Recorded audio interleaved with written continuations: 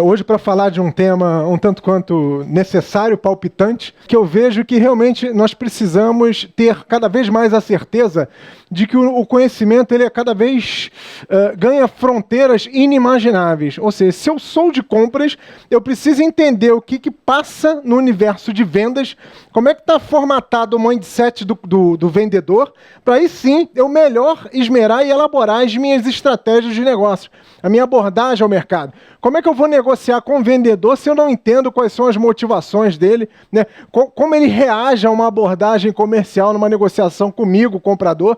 Então, essas nuances é que nós vamos tentar detalhar hoje, entendendo a perspectiva de quem vende, né? São dois atores num processo comercial, né? Quem compra bens, insumos, serviços de um modo geral, e quem vende. Os dois precisam primar pela boa qualidade da sua entrega. E quando eu falo qualidade de entrega, não é só pelo ponto de vista de provisão e celeridade de atendimento. Não somente isso, sobretudo num cenário de crise essa onde nós não sabemos exatamente qual a sua dimensão e, sobretudo, as consequências dessa crise.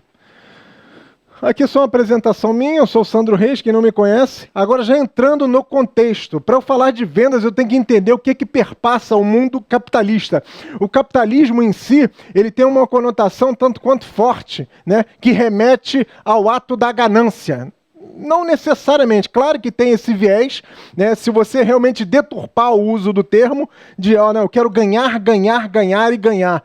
Você vê a cultura americana que objetiva o capitalismo, manja respeitando a transparência e o comportamento ético. Não dá somente para pensar de uma maneira unidirecional e objetiva só no lucro, e sobretudo no lucro a qualquer custo. Eu preciso entender que eu quero sair beneficiado de um determinado jogo empresarial, mas o fato de me beneficiar não quer dizer que eu vou prejudicar, a minha atuação vai ser perniciosa para o outro. Então, o benefício ele tem que ter um caráter de mutualidade, todos vencendo, todos saindo com a sensação de satisfação.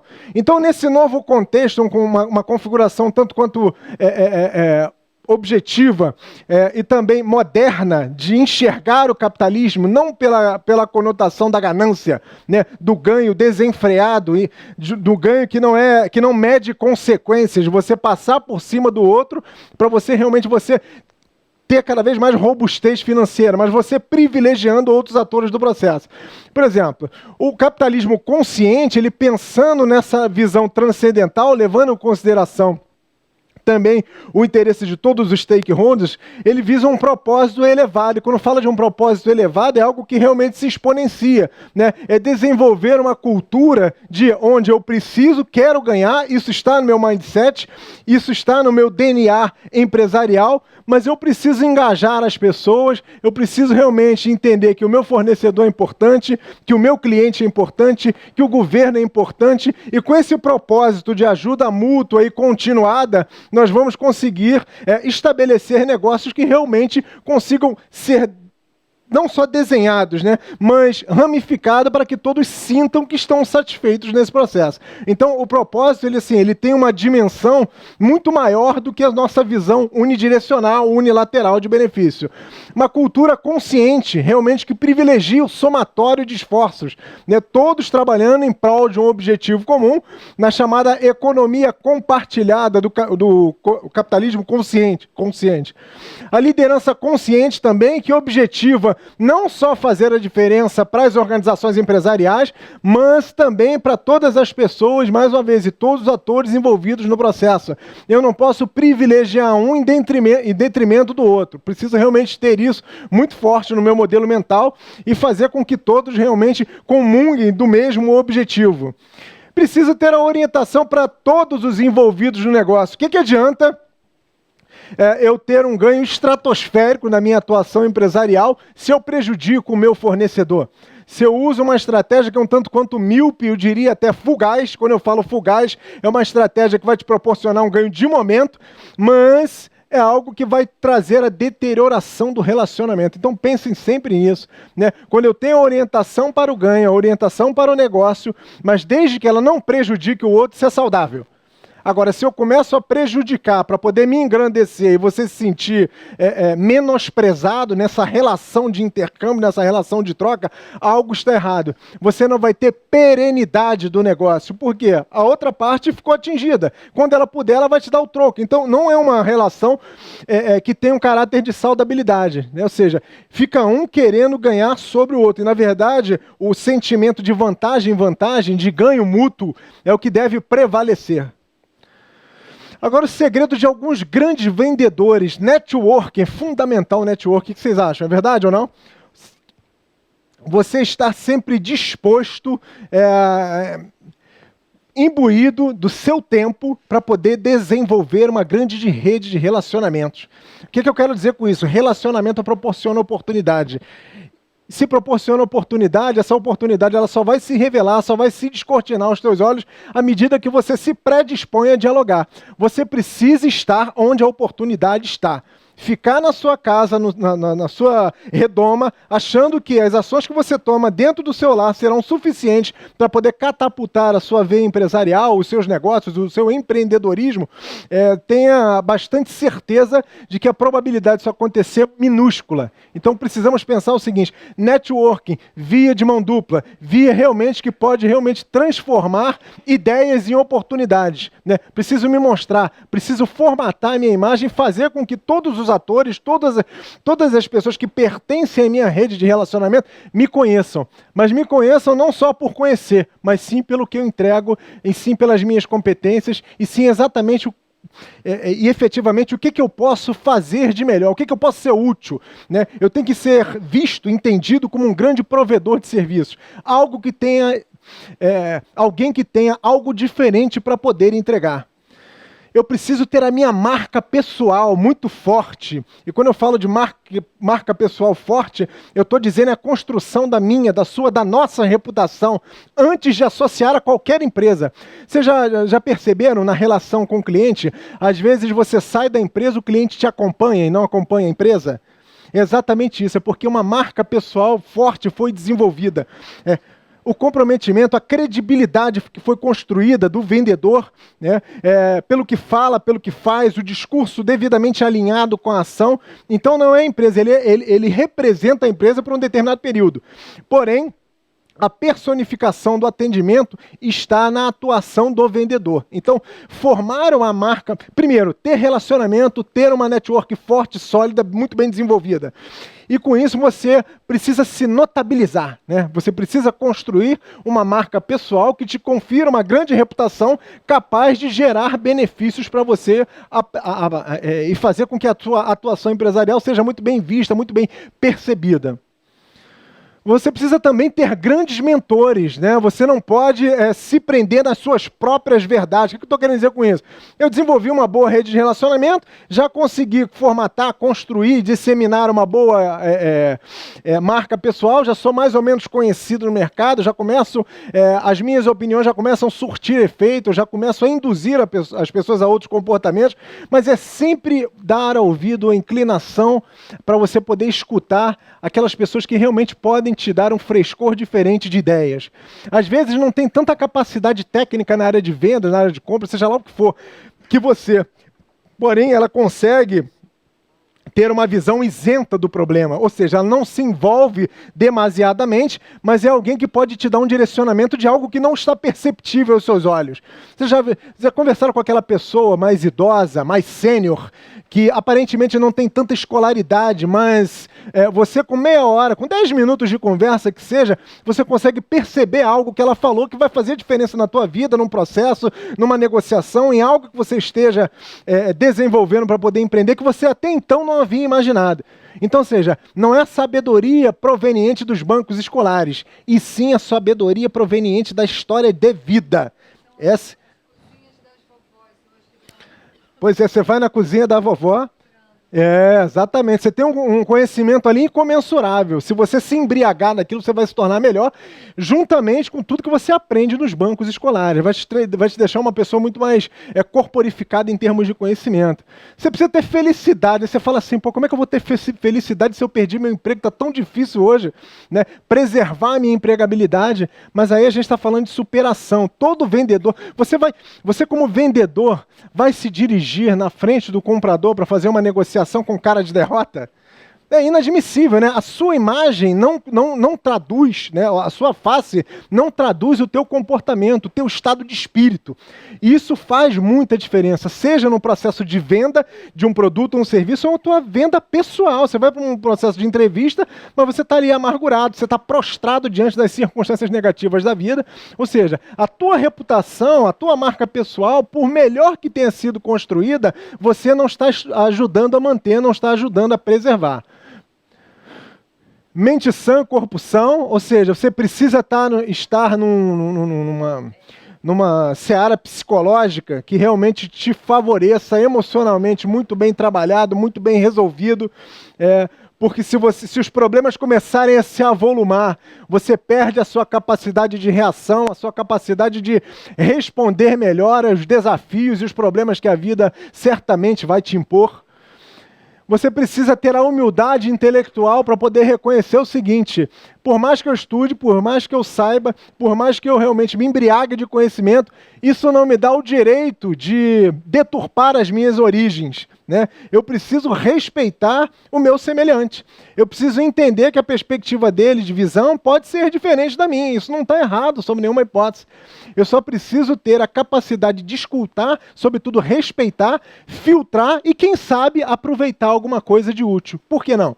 Agora, mesmo que eu esteja recebendo aberrações nos meus ouvidos, eu preciso minimamente ter um caráter respeitoso, né? Total, é isso que eu estou falando. Se eu não sei, por mais que eu saiba, por mais que eu seja uma sumidade técnica, por mais realizações que eu tenha entregue na minha trajetória profissional, isso não me dá o direito de me colocar no pedestal para poder tripudiar sobre ninguém. Muito pelo contrário. É a partir da humildade que eu vou dissipar qualquer centelha de soberba no meu âmago, no meu coração. E isso vai me ajudar bastante na minha trajetória profissional. Precisa ser articulado. Quando eu falo ser articulado, é ter uma ótima capacidade de argumentação. Você vai precisar ter uma oratória muito bem esmerada. Por quê? Você vai ter que entender teu produto, teu serviço, quais as funcionalidades, sobretudo o que ele se propõe a entregar e qual a diferença que ele vai fazer na vida do consumidor.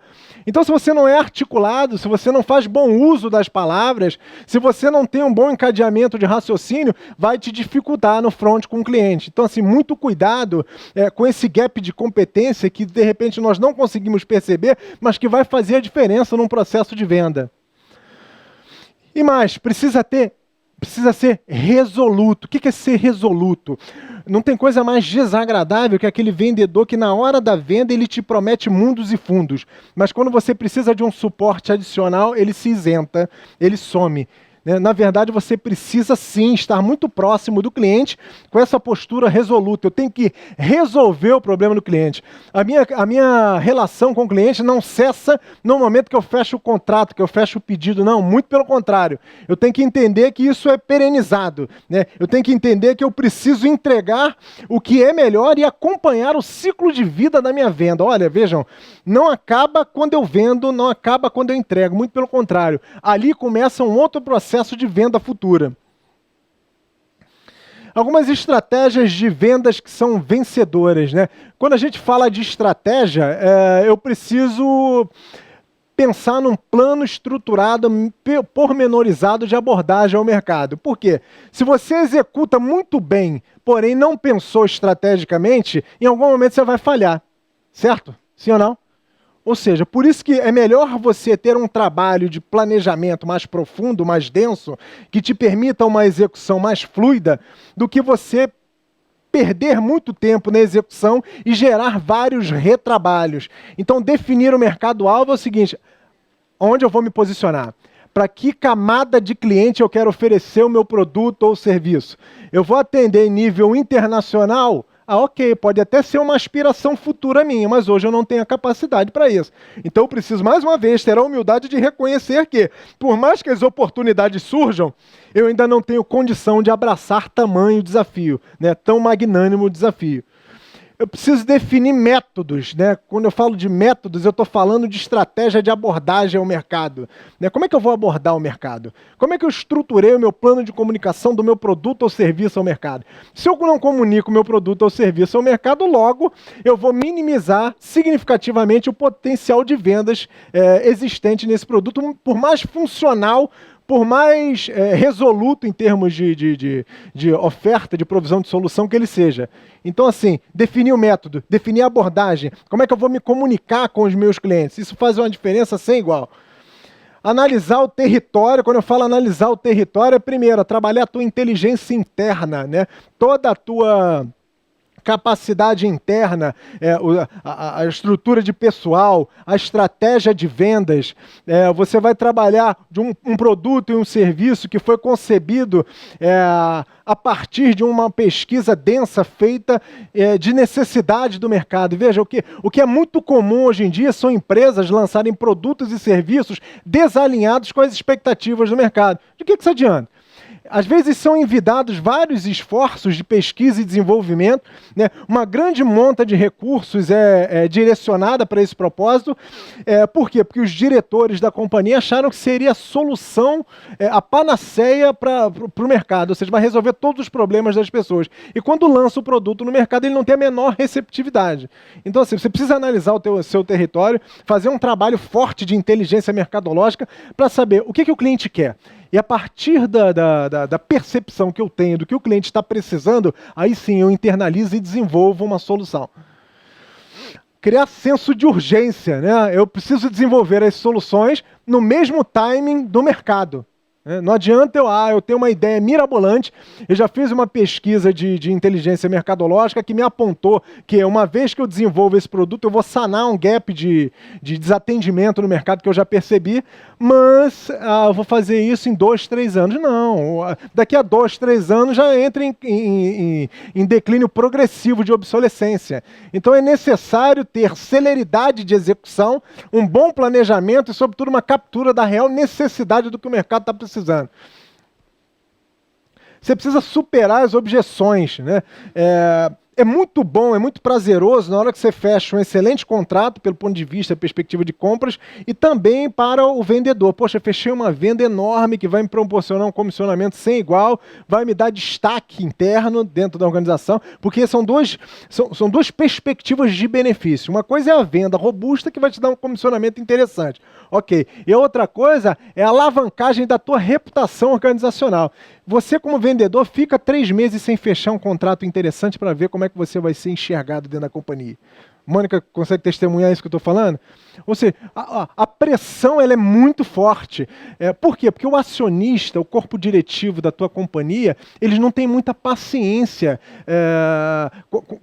eu não digo, paciência mesmo, né? Conquistar com as desculpas, né? Com as argumentações de que, olha, o mercado não está bom, o mercado não está receptivo, o mercado está comprando menos. A visão deles é quantitativa, é visão de resultado. Então, eu não quero saber. Monte uma outra estratégia para que o resultado comece a se clarificar e acontecer. Então eu preciso ter bastante resiliência, eu preciso ter bom ânimo, eu preciso ter bastante experiência para poder lidar e superar as adversidades. E do ponto de vista relacional, quando você vai apresentar um produto ou um serviço para um cliente seu, certamente hoje, com um cliente cada vez mais cético, mais bem informado, um cliente cada vez mais com capacidade de questionamento, fica muito difícil você ir mal preparado para fazer uma oferta de um produto e um serviço se você não está seguro, se você não tem realmente a tranquilidade para poder responder e objetar certos questionamentos que ele vai te fazer. Então sempre estude profundamente o que você vai oferecer e, sobretudo, o cliente quer saber o seguinte: o que vai resolver do problema que eu tenho? Por quê? Porque todos os produtos hoje são commodities. O que você oferece, o teu concorrente oferece também. Qual é o teu diferencial competitivo em relação ao mercado? Né? Você vai precisar ter essa força argumentativa muito assim, muito densa, né, na tua capacidade de argumentação, para você poder, com esse traquejo argumentativo, conseguir superar essas objeções. Esteja, sim, muito bem preparado para poder ser sabatinado e responder a contento às objeções, os questionamentos que vão surgir dos clientes. Porque hoje, como eu falei, o nível de informação, o nível de interesse, o nível de captura de conhecimento está muito maior. Então, com isso, o consumidor ele ganha poder. Poder para poder capturar uma informação, montar uma opinião e te questionar.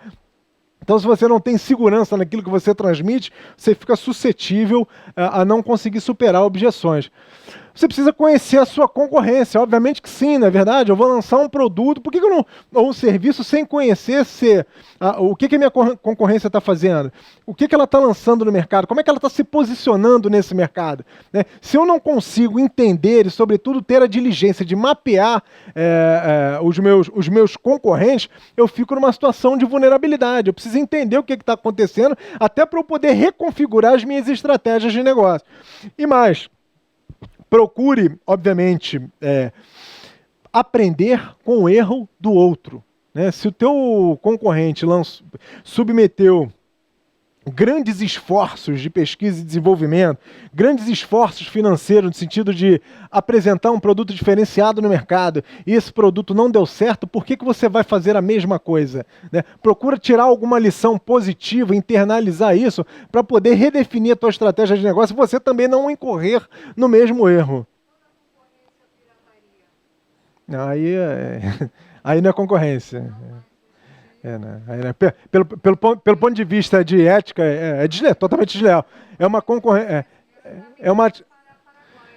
Não, mas aí não dá para levar isso em consideração. Eu digo o seguinte, em condições normais, onde todo mundo é tributado de maneira escorchante no Brasil, se eu for disputar com o camelô, nada contra, né? Mas não dá para...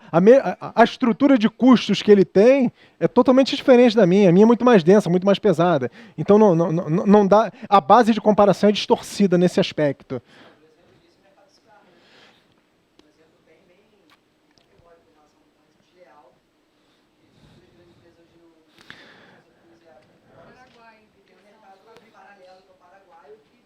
O que está falando, sem sombra de dúvida. Você vê também o mercado aí de mídia, CDs, né? Ou seja, existe uma corrente forte, uma corrente forte para combater pirataria porque está distorcendo o processo concorrencial no mercado.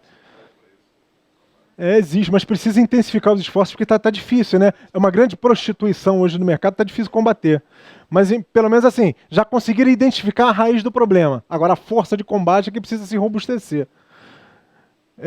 Você precisa criar metas de vendas, né? Eu vou vender, ok, mas eu preciso estar submetido a uma meta. Uma meta que seja clara, que seja factível, que seja, como eu falei, alcançável, que seja realmente negociada e que realmente atenda às aspirações de negócios da organização. Não é uma meta fruto de uma percepção que o vendedor teve. Porque se ele não for desafiado, a meta fica frouxa, a meta fica sem consistência e não vai exigir dele um esforço adicional de inteligência para trazer negócios também diferenciados. A própria atividade de venda, né? Vender não é simplesmente se posicionar na frente do cliente e tentar persuadi-lo de uma forma um tanto quanto invasiva, veemente, sem concretude, sem força de argumentação, fazendo com que ele compre o seu produto por uma invasão de privacidade sua em relação ao universo dele. Você precisa estruturar a tua venda e começa também com a tua organização administrativa. Você precisa se organizar administrativamente, precisa organizar os teus processos, precisa organizar melhor qual vai ser a tua abordagem e a partir disso, sim, você ter uma condição mais tranquila, mais segura, mais assertiva de fazer uma exploração bem sucedida ao mercado. Você precisa fazer a prospecção, ou seja, é um exame... um diagnóstico que você precisa fazer do mercado, ou seja, quem são os meus prospects, quem são os meus potenciais clientes. Né?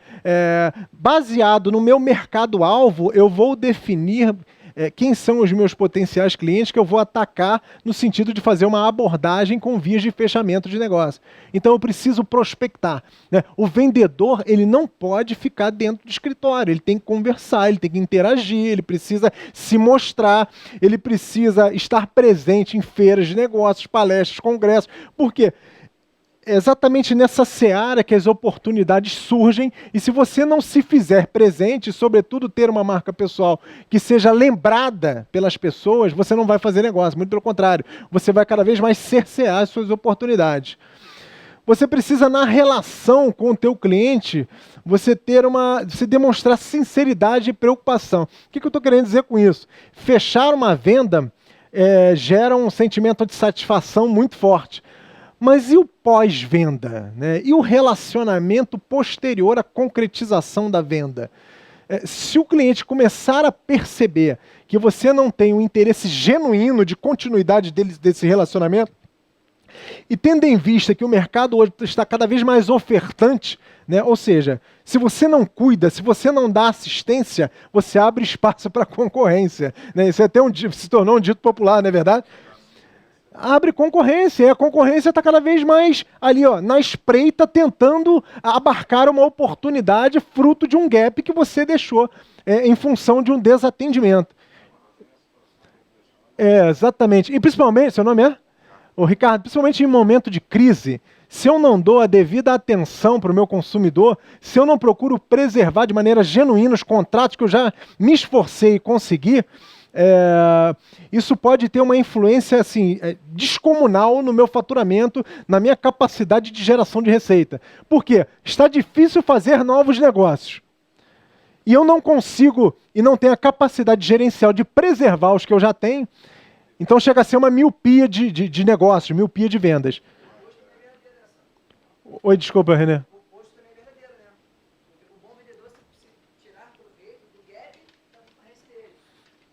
Sem sombra de dúvida, né? Para ele tentar oportunizar negócios assim mais qualificados, né? Aumentar suas vendas, né? Ter um relacionamento. Assim, o vendedor ele precisa ser muito perspicaz, no sentido de, olha, se eu consigo perceber, lembra que a gente falou de análise mercadológica? Se eu consigo perceber um grande cliente sendo atendido de maneira automatizada, sem um relacionamento próximo e estreito, ali é um foco de oportunidade. Isso é desleal? Tem gente que fala que sim. Mas não existe no mercado terrenos demarcados, concordam?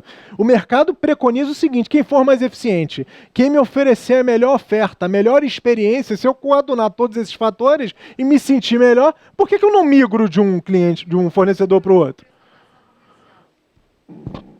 Não entra nesse aspecto. Aqui eu estou falando mais da questão do relacionamento, no sentido de você preservar uma boa competitividade de vendas, né? Realmente você solidificar sua marca no cliente. Não deixar de desatender, muito pelo contrário. Continua mantendo a mesma seriedade, o mesmo afinco de atendimento, para preservar, principalmente no momento de crise, sobretudo porque você não consegue fazer negócios demasiadamente, o mercado está estreito, o mercado está fechado, a concorrência está acirrada, então eu preservo o meu faturamento com os clientes já existentes. E vou trabalhar numa via paralela tentando descortinar novas oportunidades.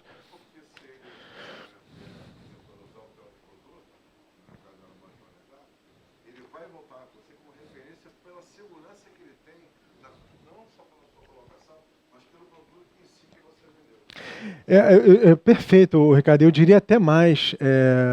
Ele até se predispõe a pagar um pouco mais desde que ele seja muito bem atendido. Né? Se você vê aí muitas empresas focalizando nisso, eu não vou em busca de preço. Eu não vou em busca de preço, eu vou em busca da experiência, da resolução de um problema, de uma situação que eu tenho, que hoje, com o meu atual fornecedor, está desatendida. Desatendida por negligência, desatendida às vezes por preparo. Ele abriu um gap de oportunidade para o mercado concorrente entrar e tentar entrar com força, demonstrando, olha, eu tenho o mesmo produto, a mesma especificação, mas o que vale nessa hora? É um atendimento diferenciado, é o calor humano, né? É a excelência.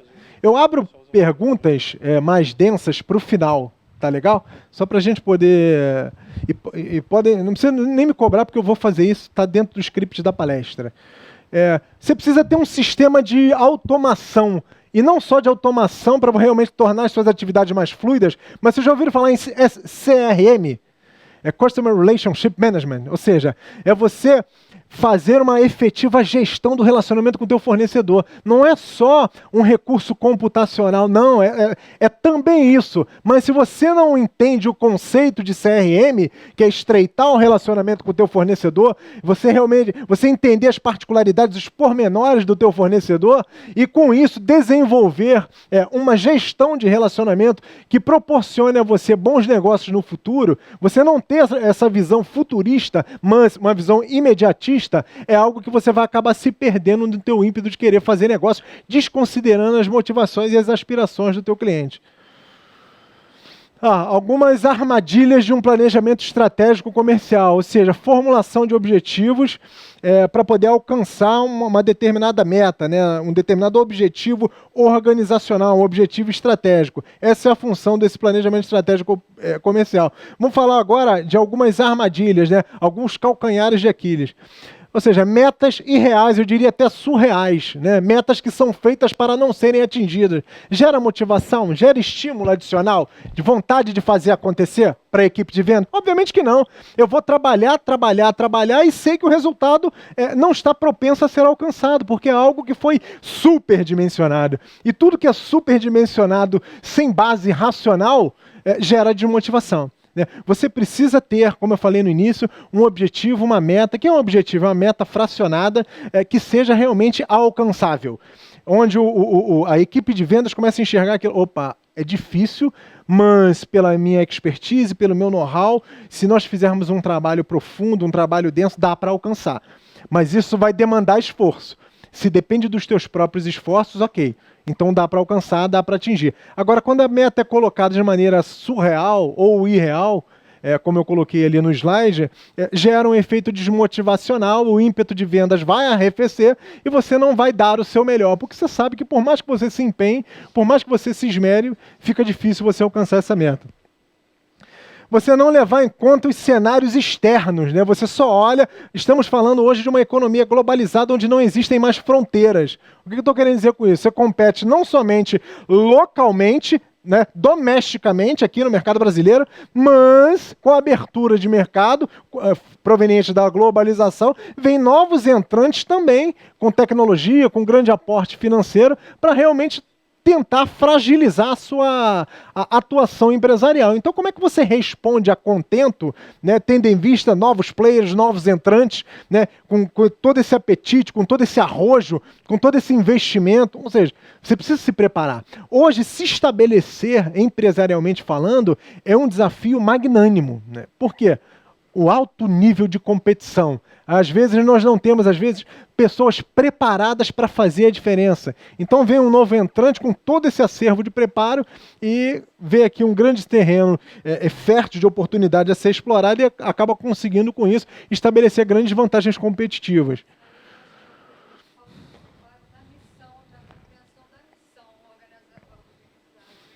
Sim, sim, sim. A gente vai até falar sobre isso um pouquinho, assim que a gente concluir um ponto mais à frente. Não selecionar as pessoas adequadas. Vocês concordam que não adianta ter um planejamento estratégico muito bem elaborado, muito bem estruturado, as linhas mestras de ação muito bem definidas, saber exatamente o que se pretende alcançar e como vai fazer para poder alcançar, se você tem as pessoas que são, infelizmente, despreparadas para tão grande desafio. Né, quer ver uma situação? Você é uma empresa de serviço, né, uma empresa... Vou pegar um exemplo aleatório, vou reformular o meu exemplo. Você é um excelente médico, prestador de serviço, ok? Você monta um escritório seu, um consultório seu, você já construiu sua reputação, você tem a sua imagem muito bem sedimentada e reconhecida no mercado, você é uma sumidade técnica naquilo que você faz, conseguiu montar o teu escritório, o teu consultório, se estruturou, colocou uma recepcionista sisuda, mal educada, que todo mundo que liga para lá é mal recepcionado pelo telefone. Liga outra hora, não tenho tempo para você. Não sei, ele está dando consulta, espera. Gente, não tem jeito, né? Ou seja, quando eu falo de organização administrativa, de atividade de venda, é isso. Não adianta ser um excelente profissional se você não se capacita nesses aspectos. Porque uma pessoa mal preparada coloca o teu negócio de uma fragilidade que às vezes é incomensurável e irreversível. Então, totalmente. Veja, é a tua reputação que vai começar a ruir no mercado. Por quê? Por uma falha de seleção. Quando eu fiz o ainda estudava, né, fiz meu MBA, eu via muitos médicos procurar MBA de gestão. Né? Médicos assim, que inclusive se tornaram meus amigos. Eu até perguntava por curiosidade, eu falei, pô, cara, medicina não tem nada a ver com gestão de negócio. Ele, não, sei que pensa. E realmente ele tinha razão. É o meu negócio, eu preciso fazer acontecer, eu já consegui conquistar os meus clientes, né? Sou reconhecido no mercado, tenho uma ótima reputação, tenho uma boa prospecção e captação de clientes, mas eu não sei a parte administrativa, a parte de gerenciamento de negócio. E esse vai ser o calcanhar de Aquiles da minha atividade empresarial. Se eu não tenho pessoas para poder me dar um efetivo suporte, eu vou acabar levando meu negócio à bancarrota. Mudar constantemente os planos, metas e indicadores é o que mais acontece. Estabelecimento de indicadores, acompanhamento de performance de algo que não é necessário, que não tem relevância. Você estabelece ali um rol de indicadores que são indicadores que não vão te dar retrato, diagnóstico nenhum do teu desempenho empresarial, do teu desempenho de vendas.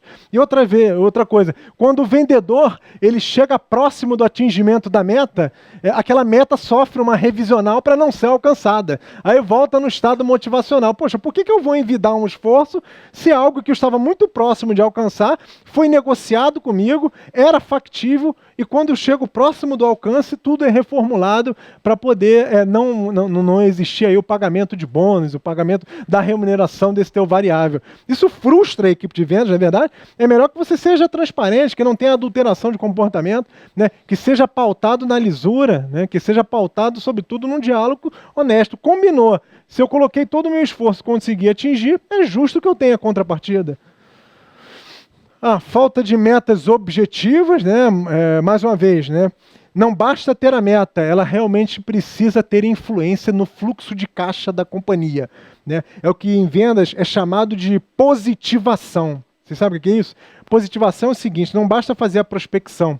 Você tem que transformar aquela venda em algo que reflita frontalmente no fluxo de caixa da organização.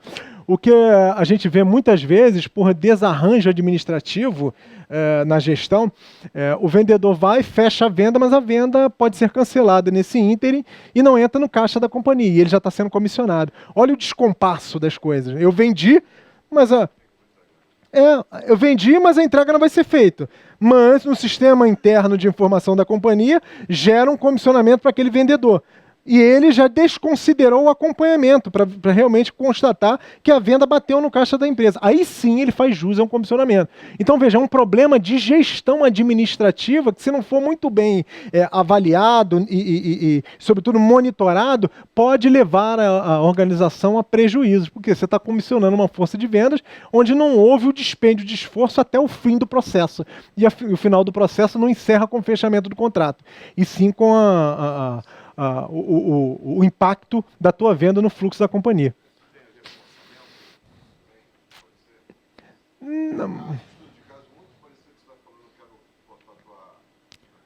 Não, mas pode falar.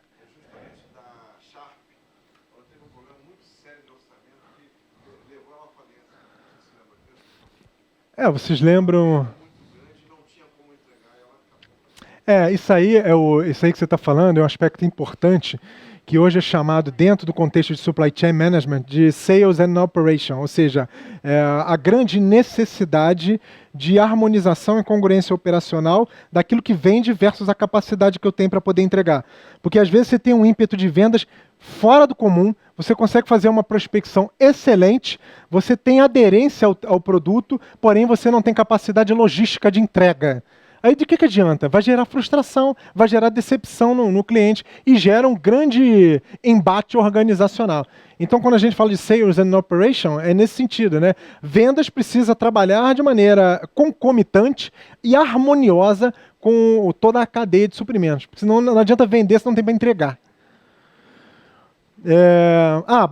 Basear-se em métodos ultrapassados, né? Métodos ultrapassados é somente olhar pela perspectiva da venda nua e crua, e esse ser o melhor e maior indicador de desempenho. Não. Por exemplo, você faz registros de vendas perdidas? Isso não é uma estatística interessante? Se eu perdi a venda é porque alguém ganhou. Se eu consigo mapear que alguém ganhou e a venda e não houve um cancelamento, é porque alguém venceu. Se alguém venceu é porque eu fui ineficiente em algum momento. O que o meu concorrente teve que eu não tive capacidade de fazer o mesmo ou melhor para poder abraçar essa venda e não ele?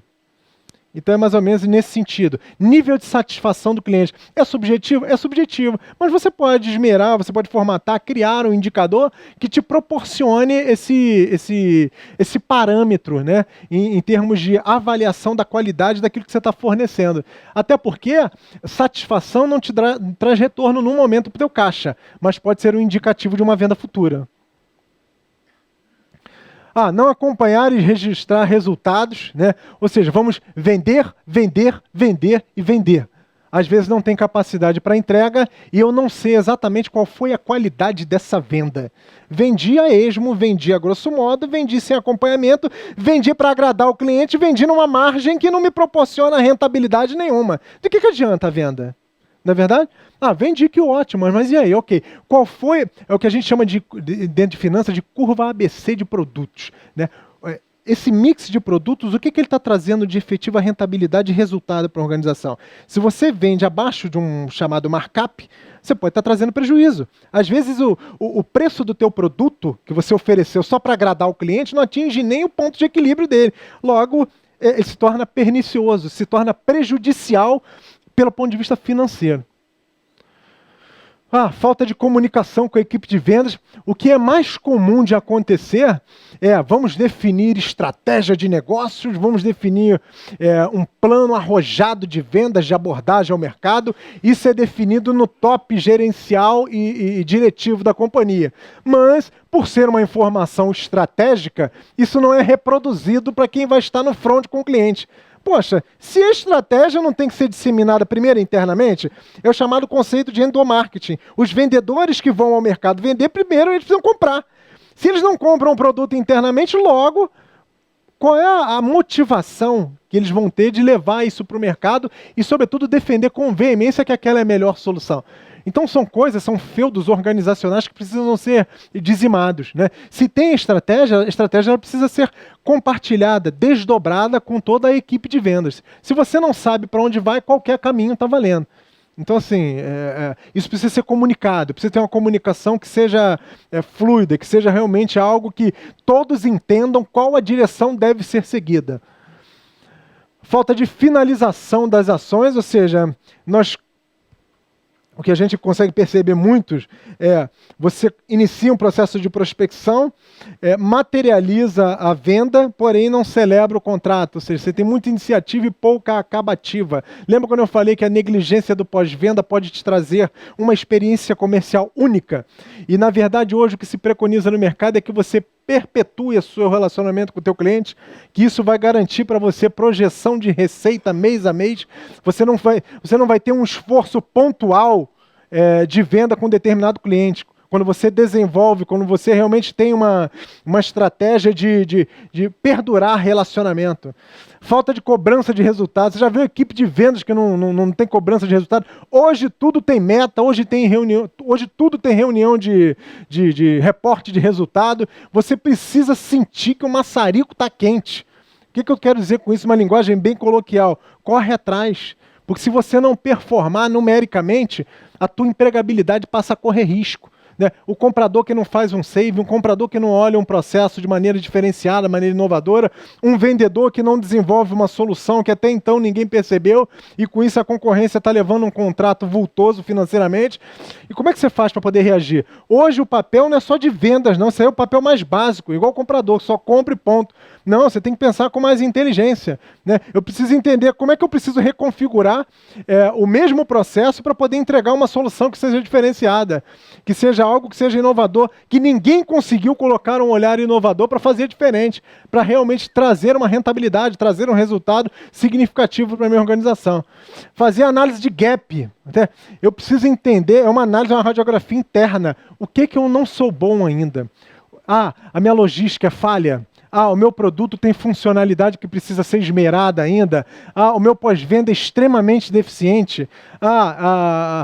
O primeiro contato que é feito do cliente com a minha organização, eu não tenho corpo de staff preparado para poder responder a contento. Ou seja, tudo isso fragiliza, vulnerabiliza o processo de vendas. Mais uma vez, ignorar o pós-venda. Eu tenho um conceito particular que eu digo o seguinte: pós-venda é pré-venda da próxima venda. É um negócio meio estranho de falar, mas é verdade, né? Quando eu falo de relacionamento duradouro com o teu cliente, é exatamente nesse sentido. Não fique satisfeito com uma venda pontual, ou seja, aconteceu hoje, ponto. Se você se vangloria, te dá aquela sensação de poder, te dá aquela sensação de satisfação no momento. E depois, no próximo mês, você vai ser cobrado por uma outra performance de venda. E se você perdeu aquele cliente por uma negligência, né, por um atendimento pontual e unidirecional que você fez, você perde a oportunidade de ter vendas subsequentes, né, provenientes do teu relacionamento estabelecido com ele. Então, não ignore o pós-venda. Pós-venda hoje é o maior vetor de competitividade de qualquer organização. Se você faz um pós-venda eficiente, o cliente vai voltar. E até, como eu falei para vocês, se predispõe a pagar um pouco mais caro por isso. Mas foi bem atendido, foi bem acolhido, foi bem representado. Porque, veja, o cliente precisa perceber que nessa relação da empresa, vendedor, que faz o meio-campo, e o cliente, ele precisa saber que ele está sendo bem representado por esse vendedor. Que esse vendedor, ele não está vendo o cliente como um mero número. Não, também é um número, tem a motivação financeira, a motivação comercial, mas ele precisa saber o seguinte: não, ele é um defensor dos meus interesses também. Ele vai defender o interesse da organização, mas, sobretudo, ele vai preservar o bom relacionamento que eu tenho com ele. Ou seja, não vai fixar a atuação dele somente no negócio. Algumas principais dificuldades para poder prospectar, atrair o cliente. O marketing atrai o cliente para você realmente poder fazer uma boa prospecção e capitalizar uma venda. Você tem medo de prospectar e não dá conta. A pior coisa é isso. Se você está no mercado, você tem que se mostrar. A prospecção tem que acontecer. Mas vai que o cliente aceite a minha abordagem de prospecção e eu não tenho condição de entregar. Então não se propõe a atuar empresarialmente. Não se propõe a atuar comercialmente se você não tem capacidade, sobretudo segurança, para poder apresentar uma oferta que seja condizente às aspirações do mercado cliente, do mercado consumidor. Então, assim, muito cuidado, né? Primeiro, mais uma vez, olhar para dentro da organização. Não saber conquistar a atenção do cliente. O ato da prospecção, ele te induz também a muita habilidade relacional. O que é habilidade relacional? É aquele cliente que nunca te atende, é aquele cliente que está sempre usando subterfúgio para poder te evitar. O vendedor, ele vai precisar ter muito estômago e perseverança para poder, na primeira oportunidade que esse comprador me der para um contato pessoal, vai ser única, vai ser preciosa, eu preciso fazer a diferença.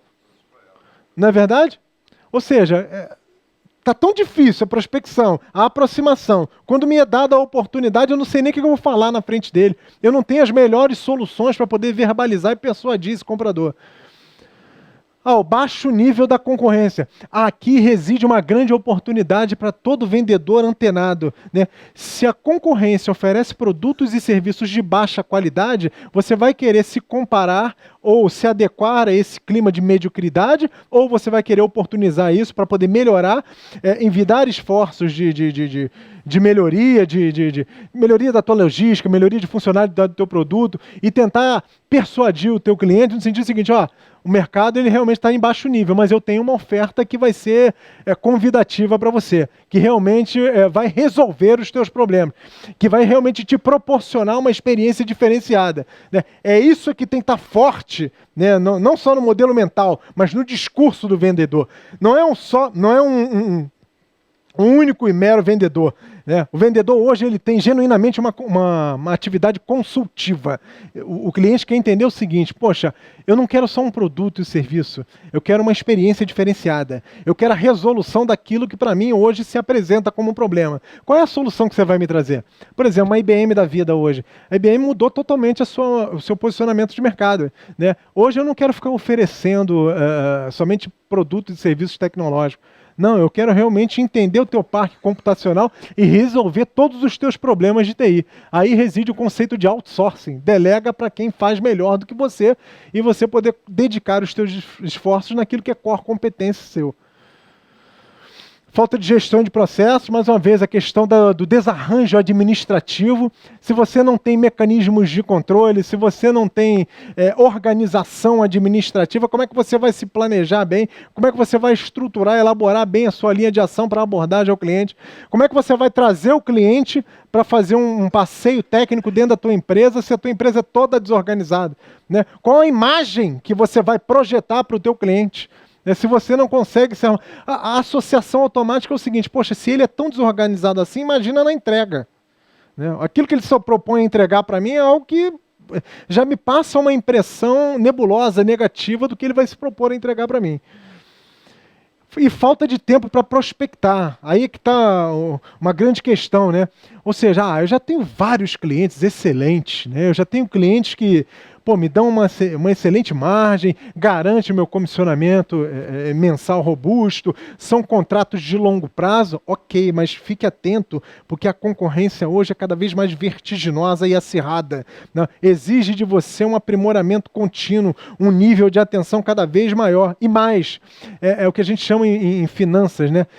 Procure distribuir os seus ovos em vários cestos, né? Não dá para ficar, eu só tenho essa gama aqui, 3, 4 clientes, são clientes significativos, então para mim é o suficiente. Não, eu preciso gerar novas alternativas de negócio para poder diluir o meu risco. Eu já vi empresa quebrar porque só tinha quiçá 2 clientes.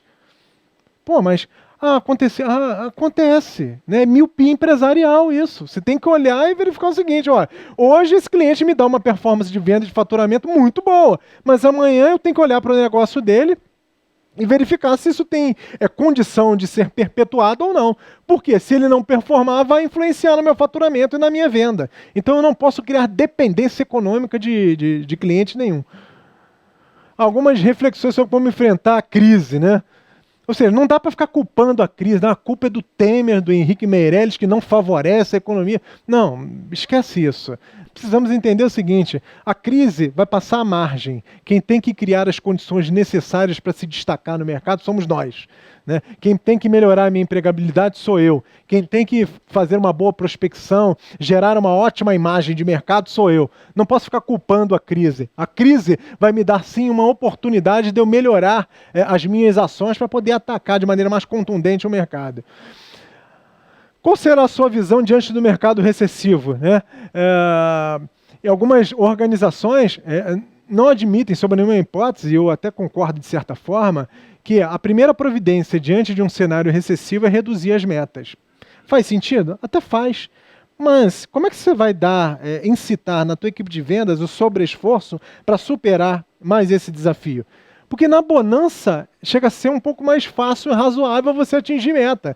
Agora, com um cenário extremamente volátil, nebuloso e sem perspectiva, é que realmente o vendedor vai mostrar sua veia empreendedora e consultiva para conseguir continuar capitalizando bons negócios. Mais uma vez, é mais uma vertente desafiadora do trabalho de vendas, né? Continuar vendendo, continuar performando para poder manter o objetivo estratégico da organização. Simplesmente redimensionar a meta, né, o objetivo, em função de uma crise, de uma conjuntura desfavorável do mercado, chega a ser um tanto quanto confortável.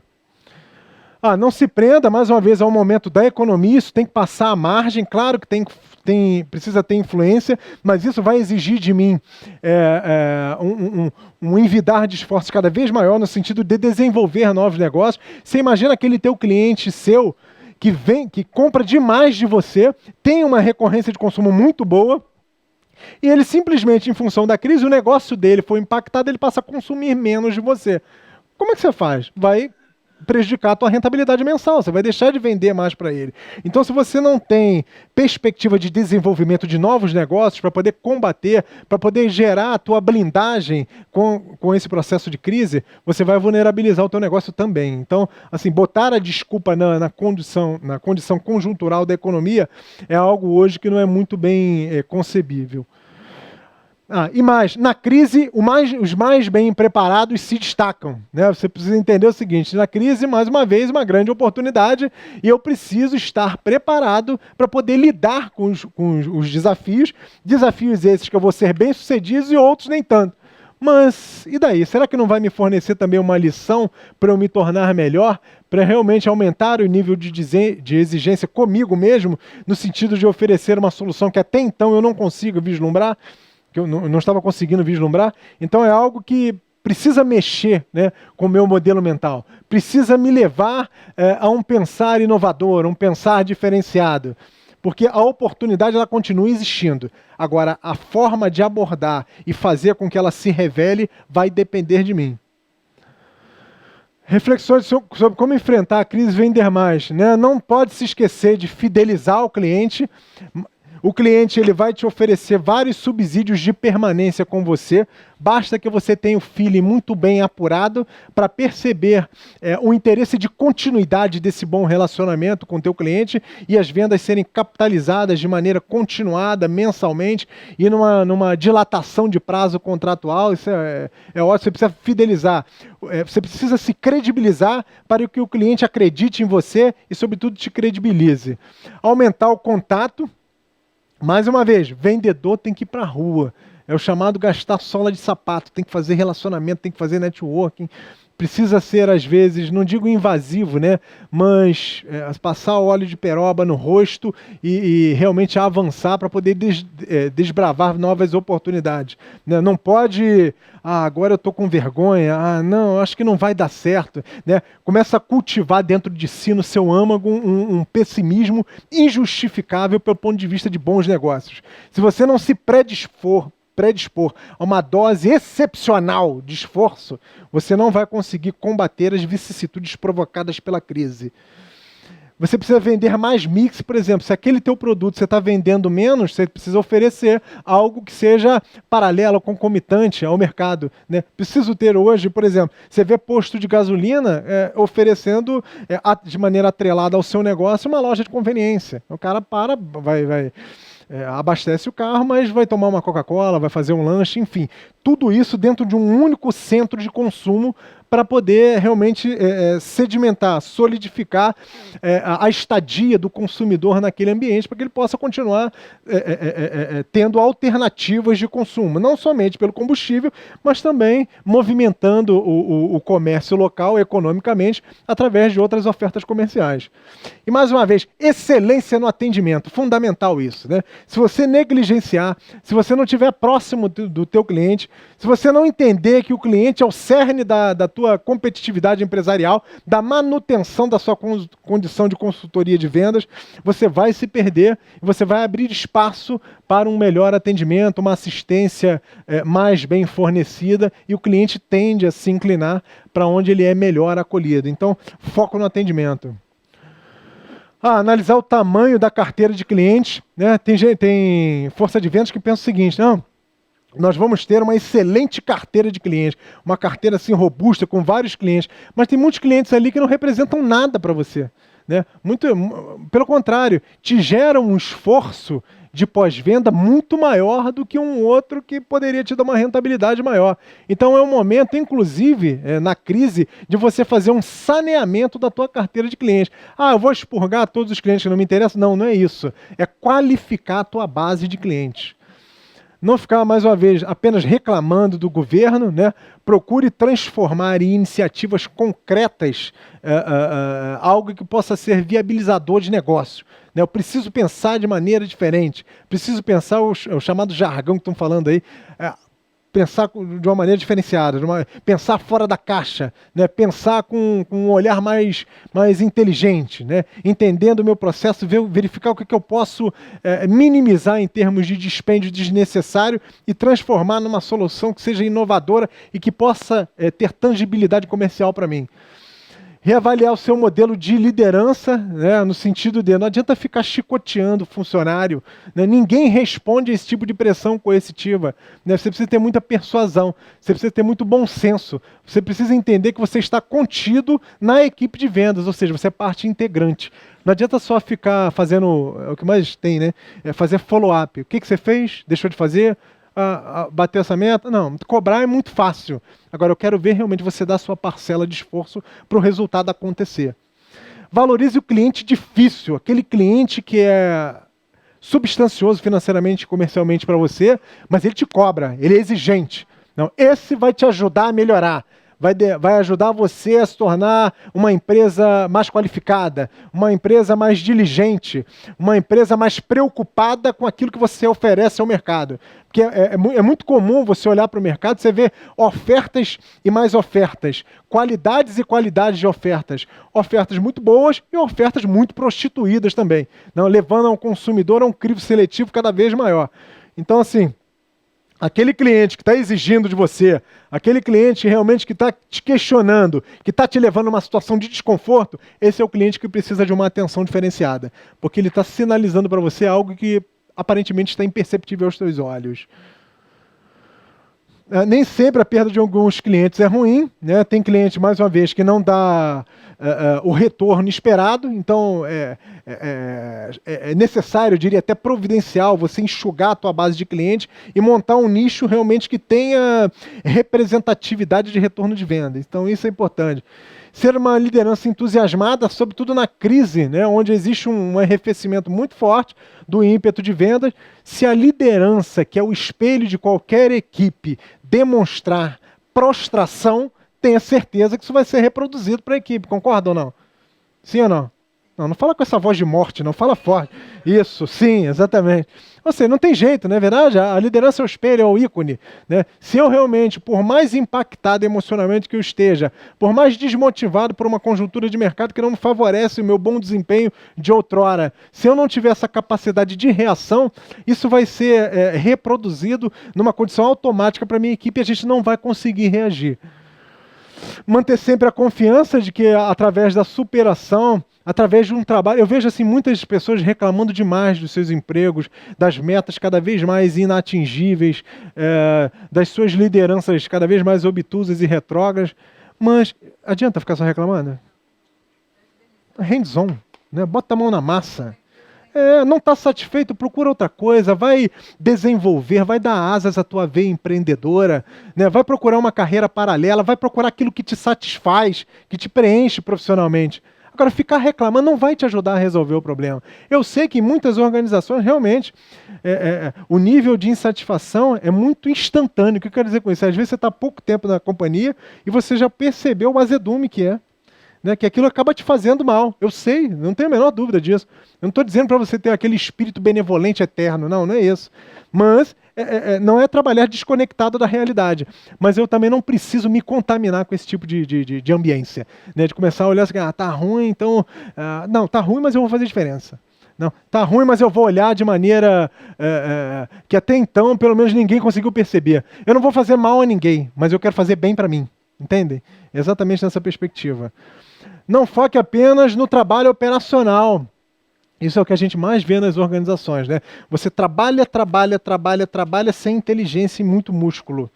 Né? Hoje o que você precisa é dedicar esforço estratégico, é entender com inteligência as particularidades, as idiosincrasias do teu cliente para poder desenvolver estratégias de negócios que tenham um alto nível de eficácia. Né? Eficácia nesse sentido é geração concreta de resultado. E você só vai conseguir descortinar boas oportunidades à medida que você tem essa inteligência muito bem desenvolvida, onde você trabalhe com planejamento e planejamento onde você consiga colocar estratégia. Passos para converter ação em venda, saber com quem você está falando, quem é o meu cliente, né? Qual a idade, qual a faixa etária, quais são os principais hábitos de consumo, o que ele pensa da vida, enfim. Cada cliente tem o seu pormenor. Não dá para colocar todo mundo como japonês. Japonês no sentido de manter um padrão. Não, cada um tem a sua motivação pessoal, tem a sua maneira de pensar a vida. É você estratificar isso em nichos e a partir de nichos você entender as particularidades de cada um. É importante você enviar e-mail marketing. Rede social, hoje o marketing digital cada vez mais ganhando relevância.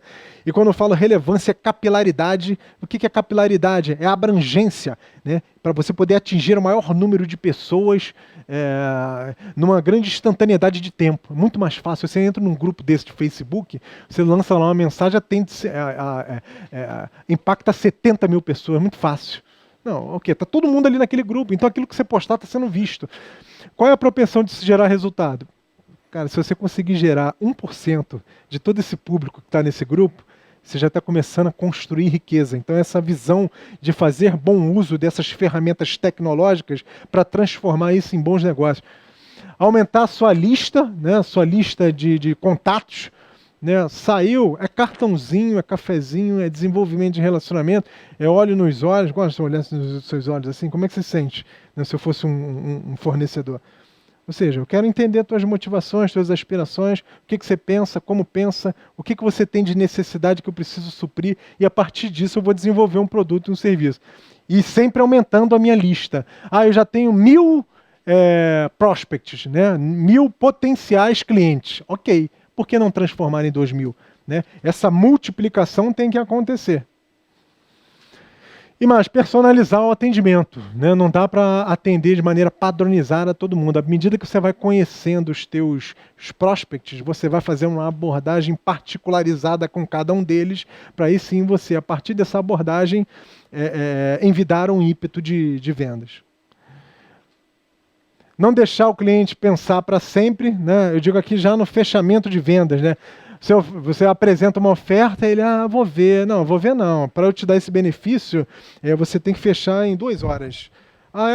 Pois é. Porque senão vai dar a sensação para ele o seguinte, se eu não fechar agora, daqui a pouco eu venho aqui e fecho de novo. É a impressão que está passando, quer ver, para poder exemplificar melhor isso que eu estou falando? Você vê essas feiras de automóveis? Só esse final de semana. Aí você corre lá para comprar o carro, perfeito. Aí, se você não for, no outro final de semana tem também. Então, ou seja, passa a imagem para o consumidor de que ele pode se estagnar, porque a qualquer momento ele vai ter uma oferta dessa. A questão de usar a dor, né, no sentido, olha, se você não vender, se você não aderir a essa oferta, é uma oferta singular, única, feita para você. Só que eu não posso manter por muito tempo. Você vai perder isso? Eu já identifiquei o teu perfil de consumo, já entendi tuas aspirações e você não vai encontrar outra oferta tão significativa como essa. Aí o cara vai olhar assim, de repente nem fecha, mas pelo menos vai refletir.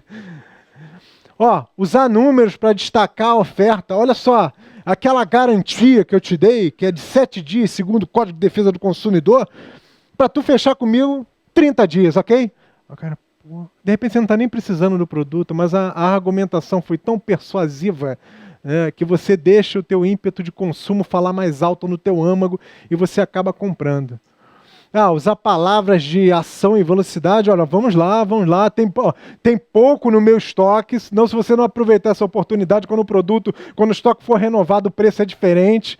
Enfim, você está induzindo o consumidor a sair da zona de estagnação para que ele tome uma decisão. Porque às vezes a decisão é morosa. Né?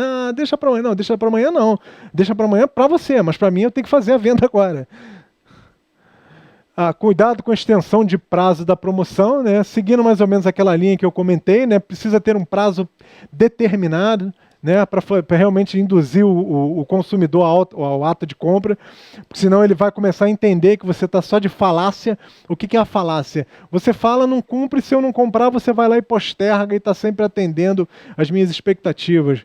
Você pede um feedback honesto para o cliente. O cliente adora dar feedback. Né?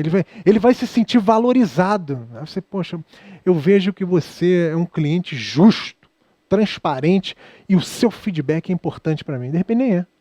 Né? Mas você já olhou assim, né? Aquela visão penetrante nos olhos, fala, eu preciso de você para melhorar. Passa a sensação de uma humildade quase altruísta. Né? Então, assim, é importante o cliente se sentir valorizado. Assim, ele não está só querendo vender para mim, não. O que eu falo. Exatamente, Renê. O que eu falo tem relevância, ele leva em consideração na estratégia dele. E é verdade. Mas esteja preparado para ouvir o feedback. Pois é aquele caso, né? Soldado no quartel quer trabalho. Então, se você tá me pedindo, eu vou falar. Então, assim, e mais, numa providência até antecedente a essa. Antes de pedir, esteja seguro que você está fornecendo um bom trabalho. Porque senão você... É paradoxal isso, não é verdade? Contraditório contra si mesmo. Né? Eu vou pedir um feedback e eu sei que o cara está louco, né, sedento, para me destruir na crítica. Então para que eu vou suscitar isso? Não, se eu realmente tenho gaps de atendimento, eu vou evitar a crítica pejorativa construtiva. Oferecer a garantia estendida para fechamento. Só que essa garantia estendida, pois é, mas aqui eu estou querendo dizer o seguinte: isso aqui é um artifício de vendas que é extremamente equivocado, né? Ou seja, por que eu vou te oferecer sem saber se você precisa? Você pega um consumidor mais questionador, ele vai falar, porque baseado em que você está dizendo que isso vai ser bom para mim? Não, mas é cobrado, é cobrado. Né? Aqui eu estou querendo dizer o seguinte, cara, se realmente está no erro, se não conseguiu performar, se não conseguir cumprir aquilo que ficou combinado, tenha subterfúgios para poder pelo menos atenuar a imagem negativa que você causou no cliente. Aí é uma garantia estendida, aí é uma logística que não vai ser onerada para o cliente. Enfim, você precisa gerar alguma coisa onde o cliente ele perceba que você se esforçou para remediar um problema que você mesmo trouxe. E ele precisa sair com a sensação de que ganhou alguma coisa em relação à negociação que ele estabeleceu com você. Quer ver uma coisa fantástica? Você vai numa montadora, você vai comprar uma Land Rover. Aí você negocia, quando vai entregar o carro para você, o carro não está nem lavado, não sei o quê. Aí você vai e gera aquela frustração momentânea, o cara vai... Você chega lá, né, com aquele ímpeto, não, mas qual é a contrapartida que você vai me dar? O cara vai te dar um jogo de tapete, né? E uma bala Juquinha. Tu sai todo bobo de lá falando para todo mundo que fez o melhor negócio. Não, ele fez isso, mas eu fiz aquilo, olha o que eu trouxe a mais. Ou seja, não representa nada, é simbólico. Mas você já conseguiu, com isso, evitar críticas mais pejorativas a teu respeito desse cliente. E a pior coisa que tem para o vendedor é o cliente que sai fazendo o anti-marketing boca a boca. Que o marketing boca a boca tem um efeito positivo muito bom, mas o anti-marketing também. Né? Ele sai denegrindo a tua imagem para todo mundo. Isso tem uma capilaridade, um efeito multiplicador sem igual. Se o cliente, por exemplo, ok, você conseguiu me convencer, está fechado o contrato. Cara, passa aquela sensação de você começa a se imaginar num estado de egocentrismo sem igual, se achando das galáxias.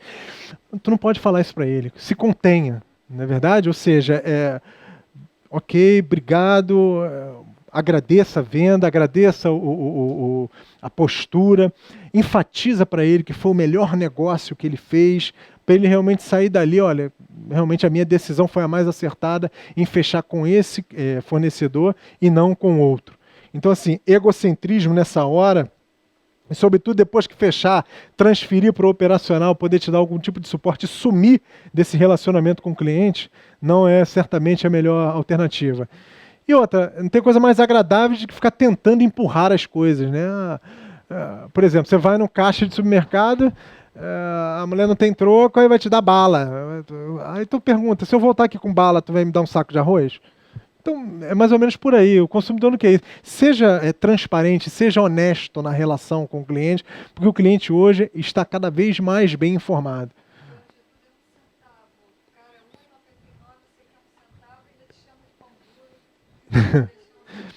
Acontece, né? Aqui, ó, por que algumas pessoas fracassam em venda? Baixa maturidade para enfrentar desafio. Se prostra muito fácil diante de um problema. Qualquer objeção não demonstra capacidade de resposta, de reação. Se prostra, não consegue lidar bem com as diferenças, as vicissitudes, as dificuldades da vida. Então, assim, não vendi, não vendeu, ok, mas olha para dentro de si, né, se organiza melhor para você tentar fazer uma abordagem mais propensa ao êxito.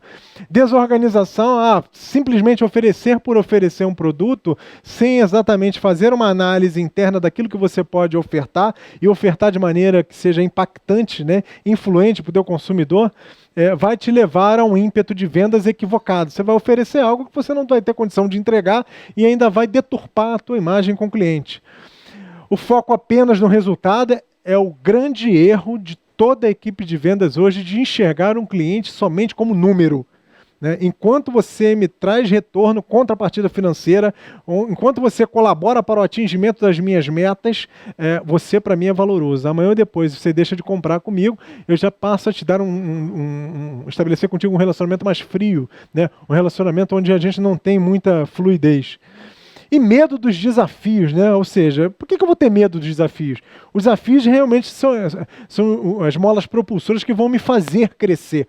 Então eu tenho que abraçar isso e trabalhar, né, de uma maneira bem intensa para trazer concretude de resultado. E outra, não reconhecer deficiência. Eu preciso saber que eu não sou soberano a respeito de nada. Eu preciso sempre melhorar. Né? E esse processo de melhoria contínua, isso precisa estar muito claro, muito nítido, muito límpido para mim. Tem sempre alguma coisa que eu vou precisar aprender com alguém. Eu não devo e não posso me nutrir de arrogância, de prepotência, me achando acima do bem e do mal. Nunca. Eu preciso ter sempre o meu olhar em prol do aprendizado, que é isso que vai me tornar melhor. Perguntas? Só um minutinho, já te passo. Tá onde o microfone? Pode falar então, René, por favor. Você falou da questão de não ver o cliente somente como números. Só queria trazer uma situação que aconteceu comigo essa semana. Em 2012, eu comprei um Renault. E de lá para cá, eu não tive mais nenhum tipo de relação com a Renault. Né? Vendi o carro em 2013, não tive mais. Mas desde então, eu sempre recebi correspondência, mala direta, comunicações dele, convite, né, para comparecer à loja. E ontem chegou na minha residência uma agenda de 2017, dizendo que uma carta, né, deles me convidando a ir na Renault para tomar um café com eles e falando que para eles perceberam que eu não tenho mais feito negócios com a Renault, mas que para eles é importante ter um feedback. Achei até interessante quando você falou de feedback. É importante ter um feedback, que eles estão abertos a atender as minhas aspirações em termos de veículo e que eu comparecesse a uma agência Renault, né, para conversar com eles e trazer para eles qual é a minha necessidade, o que eu busco no veículo, que eles estão abertos a atender as minhas solicitações. Eu achei isso muito interessante, porque desde 2012 eu não faço negócio com eles e até então eles continuam mantendo um contato, a manutenção, mesmo daquele cliente que não é ativo. Eu achei isso bem legal e tem tudo a ver com a questão do pós-venda e da manutenção do cliente, e não ver o cliente somente como um número. Perfeito, René. E isso é uma atitude de alguns conceitos que nós vimos aqui, né? Primeiro, eu tenho um sistema de informação tecnológica que me proporcione o resgate dessas informações de alguém que foi meu cliente em algum momento. Então ele identificou que o René tinha um comportamento X de consumo, ele entende, por ser um produto, um bem durável, que ele vai ficar com você em média 2, 3 anos, que a partir de 3 anos ele quer entender por que você não retornou à loja para trocar o teu carro. Né? Veja, isso é estudar as particularidades, as idiosincrasias do cliente. Então eu quero saber, René, você está trocando de carro? Está trocando com o meu concorrente? Então se aproxima, vem tomar um café conosco.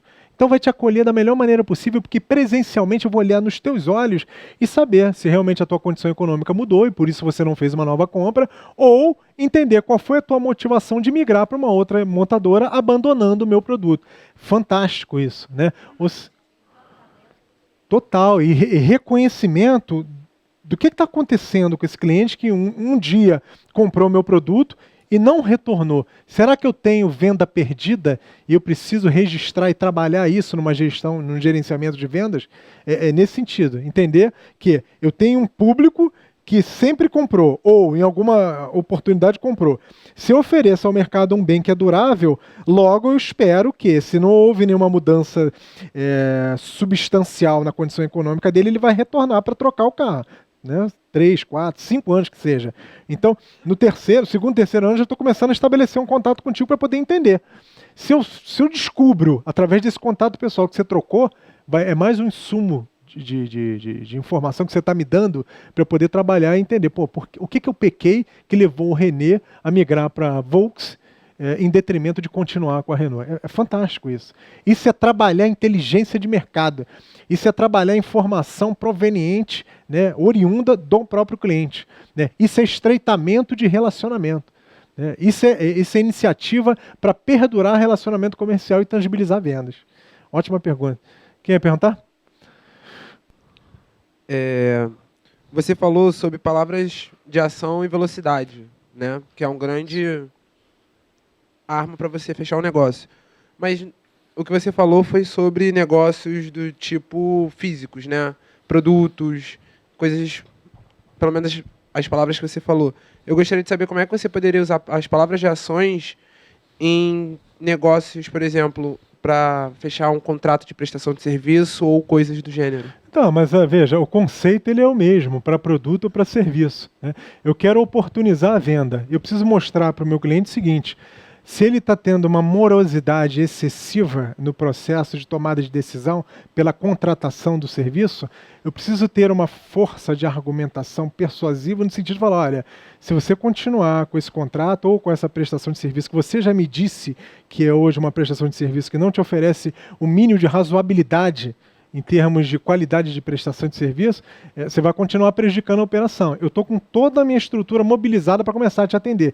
Eu estou induzindo com essa argumentação o meu cliente a tomar uma decisão mais rápido. Eu começo a dar para ele nitidez do problema que ele vai ter para si mesmo se ele ficar prolongando uma tomada de decisão, entende? Esse é suscitar, é impelir, não é forçar uma barra por forçar. Fecha logo aí, está demorando por quê? Não é isso. É vir com argumentos muito bem estruturados, mostrando para ele, ó, se você continuar, baseado no problema que você relatou para mim, se você continuar postergando a tomada de decisão, você vai continuar também potencializando o problema. E potencializando o problema, você vai desencadear em prejuízo. Eu estou aqui pronto para poder te atender. Basta que você me dê o ok, que eu mobilizo toda a minha força de trabalho. É nesse aspecto. E a outra pergunta é na questão da negociação. O certo seria nenhuma empresa sair no prejuízo, né? Nenhuma empresa ser lesionada numa negociação. Mas a gente, as pessoas que vendem, não pode se influenciar pela crise, não pode deixar a crise ser a desculpa para qualquer coisa. Mas, do outro lado da mesa, a crise é uma desculpa para não fechar negócios. Então, muitas das vezes nós tentamos vender valor e não conseguimos vender o nosso valor por causa do preço. Hoje está acontecendo muito isso. A crise, ela é um grande motivador para mudar o driver de visão. O que eu estou querendo dizer com isso? A gente fala muito em entrega de valor, mas hoje o principal direcionador de uma compra ou contratação passou a ser preço. Por quê? Começou a influenciar demais no caixa da companhia, de quem faz o desembolso. Então, poxa, se eu tinha uma dotação orçamentária de 100, com a crise só vou ter 80. Então não dá para tentar contratar um excelente nível de serviço, porque não tem almoço grátis, eu vou pagar para isso. E hoje eu não posso. Eu preciso ter o seguinte, a razoabilidade operacional num custo que seja palatável para mim. Mas nesse quesito, o que você faria? Insistiria para manter o seu valor, manter o seu preço, perante o seu valor, barganharia com o cliente ou abandonaria a negociação? Assim, é óbvio que você vai precisar fazer uma concessão de maior envergadura. Agora, a concessão ela não pode ser descabida. Se é um cliente relevante, que você consegue perceber através da aproximação inteligente que você fez, da colocação, da abordagem, do posicionamento que ele externou para você, você percebe realmente que ele está com muita dificuldade e precisa da continuidade do serviço, aí sim, vale a pena. Inclusive, tem empresa que faz isso. Ou seja, eu vou levar prejuízo até por um determinado tempo, mas vou manter o contrato, porque assim, eu estabeleci uma relação de transparência, de legitimidade, um relacionamento assim, pautado na honestidade, de que com a retomada econômica eu consigo repactuar o meu contrato em bases normais. Então, veja, a perspectiva não é mais de rentabilidade de momento. Eu fecho e eu preciso ganhar naquele momento aquele contrato rentabilizando aquilo que eu espero. Não, passa a ser um investimento, onde você faz, suporta às vezes o prejuízo para ter uma fidelidade em renovação de contrato futura. É estratégia, concorda? Um exemplo disso, eu tenho uma empresa de animação de festas que eu recebi um convite da Globo para fazer uma exposição em uma praça pública que estava tendo uma filmagem de figuração. Uhum. E só que seria custo zero. Eu ia bancar toda a equipe de staff que ia trabalhar comigo. Era um evento solidário que eles estavam fazendo para crianças carentes. E isso, para mim, em termos financeiros, não me trouxe retorno nenhum. Pelo contrário, eu tive que investir e gastar para isso. Mas só o fato de eu ter a minha empresa, a minha camisa, a minha marca exposta numa novela da Globo, que vai inaugurar agora recentemente, próxima novela das 7, Para mim, só a visibilidade, se eu fosse bancar, né, esse marketing, sairia muito mais caro. Então, assim, eu fiz uma troca de serviços, né? Eu cedi o evento em si e recebi a exposição da minha marca. Então, excelente exemplo, excelente estratégia de negócio. A visão tem que ser essa. A visão não deve estar pautada numa venda pontual. Entende o que eu falo? Ou seja, vou perder a venda, vai me submeter a prejuízo, então eu não quero. Não. Às vezes o benefício vem pela via aleatória, acessória. Por exemplo, da exposição de marca. Tem gente que faz, e eu mesmo canso de fazer isso. Né? Você faz numa atitude espontânea, porque você, na verdade, está trabalhando o teu prospect futuro. Né? Você está trabalhando a capitalização de uma venda futura. Então você tem que se predispor a alguns investimentos hoje. Investimentos que podem, de repente, te proporcionar assim, a sangria do teu fluxo de caixa pessoal. Falei, eu não tenho, estou desempregado, estou fazendo esse investimento, mas não posso. Mas pensa na visão de futuro. Você não pode hoje, mas amanhã o retorno dessa iniciativa pode ser magnânimo para você. Então, assim, como você bem falou, poxa, a exposição da minha marca, se eu fosse pagar um serviço de publicidade, seria muito mais caro. Então eu presto esse serviço 0800, de graça, estabeleço com isso uma relação fluida de parceria e, obviamente, esse que te contratou, que te desafiou a prestar um serviço de graça hoje, ele sabe que amanhã ele não vai poder fazer isso novamente. Isso não vai poder se tornar rotina, né? Mas ele já vai identificar o seguinte, poxa, o René foi sensível à minha causa em algum momento. Então, quando eu conseguir me estabelecer novamente, veja, o pensamento em relação à tua empresa vai ser diferenciado. Porque você não visou o lucro, né? O número, objetivamente, a ganância de momento. Claro, é justo, eu poderia assim, simplesmente não vou fazer. Não, ok, mas é investimento. Né? Eu estou estou pavimentando a estrada do meu sucesso futuro. E só que o meu sucesso futuro depende de esforços que eu preciso fazer hoje, nem que seja para sangrar a minha finança pessoal hoje. Tá claro, René? Hã? Você começar a trabalhar a prospecção desde já, ainda que isso vá te desencadear um prejuízo no presente. Não veja como um prejuízo, veja como investimento. É a mesma coisa de você, estou na crise e não vou fazer curso nenhum, não vou me qualificar. O que vocês acham disso? Eu tenho uma visão pessoal, lê do engano, visão míope. Porque quando a crise passa, a economia ela vai ganhar um novo frescor, um novo revigorar, e eu preciso estar preparado para poder atender as novas demandas que vão surgir. Então, se eu não me preparei agora, fazendo um esforço adicional hoje, amanhã eu não vou ter essa robustez intelectual necessária para poder abraçar as oportunidades. Então, vejam sempre com a perspectiva de investimento e não de prejuízo. É uma outra conotação. Confirmando o que ele está falando ali, está lembrando para mim um quadro que tinha na televisão, bem, acho que todo mundo vai lembrar, do Silvio Santos, que era a Porta da Esperança, justamente para ele pedir alguma coisa em troca para alguém, e aparecia uma empresa oferecendo o seu produto e fazendo propaganda ali. Eu me lembro que o falecido meu pai, que era gerente geral da Swift, depois foi da Martini, ele falou assim, você lembra, o custo que é na televisão para você fazer a propaganda é enorme. Então, acho que o que ele fez foi justamente isso, visando, no futuro, uma outra oportunidade sensacional. Isso se chama também estratégia de penetração. Né? Se está difícil, eu não tenho oportunidade de diálogo com esse comprador, eu vou continuar insistindo de uma maneira cordial, educada, elegante, até que ele me dê a oportunidade. E normalmente, quando ele dá a oportunidade, ele quer certas concessões que você faça e às vezes desoneradas, né, para ele, mas para você representa um grande ônus. Só que, esse contato que você teve com ele, esse pedido que ele está fazendo a você, por mais inapropriado pelo ponto de vista de uma boa relação comercial que seja, ele para você é uma grande oportunidade. Você fala o seguinte, eu estou contigo, não abro. Ainda que me represente hoje um prejuízo de momento. Então, eu falo, opa, agora eu vou dar um olhar mais atento ao que o Ricardo, ao que o René está falando. Por quê? Ele está vendo que eu quero estabelecer com ele uma parceria comercial. Né? E não só parceria, né? Mas uma aliança comercial. Ele tem que me entender como um grande impulsionador do negócio dele também.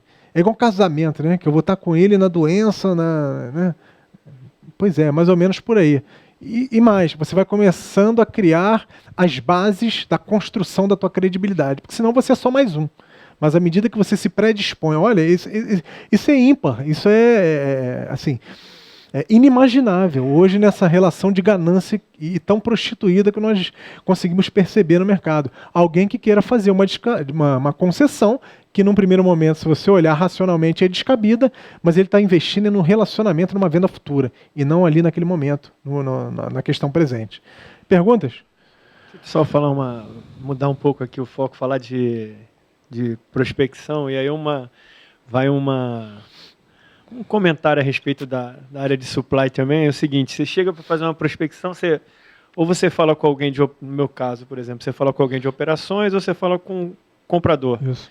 E aí você oferece um produto novo, e tal, e o comprador às vezes fica na zona de conforto. Cara. Pô, ninguém me pediu, está funcionando, pô, para que eu vou mudar? Porra, aí eu fico imaginando, porque eu conheço um pouco, assim, não trabalhei diretamente, mas falo assim, cara, uma das funções do comprador ou do cara de supply é arrumar novos fornecedores, novos produtos. Novas oportunidades. É um posicionamento paralelo ao de vendas. E o cara está na zona de conforto, naquele negócio de, pô, até hoje todo mundo está funcionando, sabe? E aí você vai oferecer um negócio, faz a prospecção e você escuta isso, dá vontade de falar com ele, fala assim, você não quer descobrir novos fornecedores, produto novo, ou você de repente ter um save de produto que você tem hoje e trocar por um melhor, entendeu? Essa área que você estava falando, nessa área de prospecção, vai nas duas pontas, na vendas e na compra. Qual é o seu nome mesmo? Paulo. Paulo, você falou realmente algo que acontece demais, mas eu diria o seguinte, tendo em vista o alto nível de exigência do mercado hoje em dia, né, as empresas cada vez mais focalizando o seu olhar para a eficiência e para os ganhos que a área de supply precisa e tem condição de trazer, comprador com esse perfil aí está com a vida útil muito comprometida. Né? Porque essa zona de conforto, ele não consegue entender que ele está prejudicando a empregabilidade dele. Né? Hoje em dia, o que as empresas cada vez mais estão buscando na área de supply é o seguinte: me apresente um pipeline de projetos inovadores que vão gerar resultados concretos. E isso atrelado a um cronograma de tempo. Né? E mais, como é que o cara vai... Veja, comprando de um mesmo fornecedor sempre, nessa compra viciada, ele vai trazer inovação aonde? Aonde? Né? Não tem jeito. E mais, você começa a não ter mais parâmetros de comparação comercial. Você só comprou com ele. Né? Então, esse trabalho, Paulo, que hoje deveria ser feito por um consultor de supply, pode ser feito por um estagiário. Não desmerecendo o estagiário, mas um jovem em início de carreira, que precisa entender lá da base, lá do limiar, o processo de compras. Aí ele vai fazer tudo. Convencer o cara a te ouvir, pelo menos para ver o produto. Não dão oportunidade. Isso aí é uma grande verdade. São colocadas barreiras que te impedem de avançar para pelo menos dialogar. Tu não está falando para ele o seguinte: compra o que eu estou te dizendo. Não é isso. Eu quero te apresentar uma solução que vai resolver o teu problema. E o cara não te dá escuta. É verdade. Sandro, só para somar um pouquinho aí com esse aspecto, né? Eu sou da área de suprimentos e o que eu vejo que acontece muitas vezes é a cultura organizacional, né? Às vezes determinadas áreas, às vezes não tem uma força tão expressiva para agregar na companhia, ou então não é dado o valor devido a ela. De compras, né? Exatamente. É verdade. E aí quem manda muitas vezes é o cliente interno, né? Então o cliente interno às vezes se sente muito mais seguro tendo aquele fornecimento sendo feito pelo fornecedor. Porque para o comprador em si, ele sempre tem o interesse de fazer a prospecção e, como você falou, né, você citou, né, aumentar o save da companhia, o cost avoidance, né? Então, às vezes, isso está atrelado à cultura organizacional e à força que a área de suprimentos tem dentro da companhia. Que normalmente não tem, né? Como o colega citou lá, eu tenho um amigo que já trabalhou na Globo e ele citou muito que na elaboração de novos programas, novelas, às vezes os diretores direcionam determinadas contratações que ele quer que seja. Mas acontece lá, é verdade. Entendeu? Então, isso às vezes tem a ver muito com a cultura organizacional. Mas eu diria o seguinte... é a insistência, né? Tem que vencer a barreira, né? Eu até entendo um pouco isso, mas assim, só para complementar, mas assim, chegar na área de operações e falar, pô, quer um produto novo? Quer escutar? Pô, pode trazer um retorno para a empresa, né? Dar um save para a empresa, e não custa chegar no cara de operações e falar, pô, eu tenho um produto assim, assim, o cara vai vir aqui, você pode escutar? Você pode ver se te interessa? É o papel dele, está no escopo de atribuições. Tá no escopo, entendeu? Mas é muito mais confortável ficar jogando paciência o dia todo. É isso. Não olha, não. O trabalho de prospecção de novos fornecedores que podem ajudar a viabilizar melhores negócios é papel do comprador, assim como é do vendedor no sentido de oxigenar a sua base de clientes. Mas infelizmente não acontece. Correto. Aí a questão da força que você falou, de fato, mas eu vou dizer o seguinte, a área de compras que não se posicionar como área estratégica hoje, e isso está intrínseco ao papel do gerente, ela tende a sucumbir, ou então vai ter uma alta rotatividade até achar a equipe necessária e capacidade para fazer as mudanças necessárias que a companhia precisa. Não, assim, esse tipo de prática não vai ser mais admissível, né? Ou seja, você simplesmente acatar ordem e mais, se colocar numa atitude de subordinação ao cliente interno. Digo até mais, você tem que ter voz ativa. A questão do resultado que a empresa vai alcançar, ou então a permanência dessa empresa no mercado também. Sim, né? sem sombra de dúvida. Mas às vezes isso vem de um nível mais acima que não consegue se conscientizar disso ou enxergar essa questão. Né? Mas isso aí é uma miopia que permeia várias empresas e de várias indústrias. Por isso que eu digo para você que a demonstração de resultados práticos, efetivos, está na mão do gerente de compras. Ele vai precisar se posicionar para mostrar que a área dele tem valor para entregar e não pode se posicionar de uma maneira subordinada à área de operações. Precisa saber o seguinte, compras, está descendo as vendas ali, está declinando. Eu não posso continuar comprando as mesmas coisas com os mesmos preços, tendo o volume que eu tenho. Escuta o mercado fornecedor que eles têm alguma coisa para falar. E tem que ser. Não tem jeito. Confirmando o que você está falando, justamente um estudo de caso muito importante. Não sei se você sabe da Kaiser Bock, que foi a melhor Bock que foi lançada no Rio de Janeiro. E justamente você está falando o caminho ao contrário. Por ela vender muito, ter um sucesso extraordinário no Rio de Janeiro, a fábrica não acreditou no seu desempenho. Né? O que aconteceu? Muitas empresas, como, no caso, a Skol Bock, a Antártica Bock, enfim, apareceram boxes que não eram igual, conseguiram suprir. Isso aqui um gap deixado pela Kaiser de uma inovação que ela capitaneou no mercado. Eu acho uma coisa assim... Sabe o que é isso, Ricardo? É descompasso entre produção e vendas. Você gera no mercado interesses, suscita no mercado que você tem um produto excelente que vai resolver, que vai provocar experiências magnificentes para o fornecedor, gera expectativa. Aí, gerou expectativa, filho, se jogar no mercado, vão comprar. Aí você não está preparado para fornecer. Abre lacuna para o teu concorrente vir suprir isso. Algo semelhante, mas que teve um desempenho diferenciado, foi a GM com o lançamento do Corsa. Não que eu seja tão velho, mas só comentando a respeito disso, a GM fez isso, jogou teaser no mercado. Não, vem um carro que vai para um público que está desatendido, mais ou menos nesse sentido. E massificou isso. Lançou, mas ela estava preparada porque sabia o ímpeto de vendas que ela ia gerar no mercado. E ela conseguiu suprir, não dando margem para outros montadores. Coisa que a Kaiser Bock não fez, né? Ou seja, abriu espaço. Olha, desenvolveu produto e serviço, os concorrentes ficaram só em compasso de espera, aguardando qual seria a reação do mercado. Aí ela foi... Vejam, não é nenhum problema de vendas, é desalinhamento. Lembra quando eu falei de sales and operation? Vendas e operação? Precisa se falar de maneira fluida, continuada. Não se falaram adequadamente, fizeram mal dimensionamento de demanda, que deixou de ser atendida e abriu espaço para o mercado ir lá e poder suprir essa carência. Isso aconteceu mais ou menos na década de 90 e foi um mau estudo de caso no Rio de Janeiro, porque realmente não acreditaram como é que poderiam ter perdido um mercado tão grande na área de cerveja. É verdade. Aqui, pessoal, eu diria o seguinte, nenhum obstáculo é intransponível, basta que você cultive no seu coração e, sobretudo, na sua mente, que você tem capacidade de fazer acontecer. As dificuldades vão aparecer sim, não tem a menor dúvida, você vai se deparar com diversos obstáculos de várias magnitudes e naturezas, mas se você acredita em si, no teu potencial e faz por onde tratar os seus próprios gaps, você tem condição de realmente produzir um futuro melhor para você, para a tua vida, para a tua história. Muito obrigado.